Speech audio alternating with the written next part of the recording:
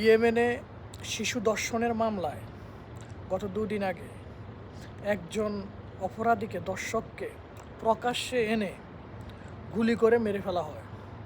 তাদের বিধান হচ্ছে এরকম তদ্রূপ বাংলাদেশেও যারা জায়গায় বেজায়গায় দর্শন করে, ছোটো বাচ্চাদের সাথে দর্শন করে, তাদেরকে এভাবে প্রকাশ্যে মেরে ফেলা দরকার।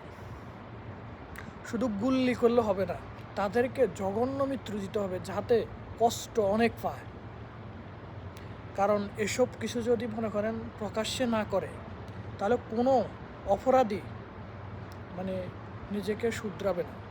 অপরাধী আরও অপরাধ করতে উৎসাহিত হবে যদি আপনারা এভাবে বিচার না করেন। আমি বাংলাদেশের প্রশাসনের কাছে একটাই অনুরোধ, যে রাইসার হত্যাকাণ্ডের মামলায় যে আসামিকে ধরা হয়েছে তাকে প্রকাশ্যে গুলি করে হত্যা করুন, না হয় পাথর নিক্ষেপ করে হত্যা করুন। অন্তত দেশের মানুষ দেখবে এবং আমাদের আইন শৃঙ্খলার উপর বাংলাদেশের মানুষের আস্থা ফিরে আসবে। আর এমন কোনো ঘটনা কেউ করার চেষ্টাও করবে না।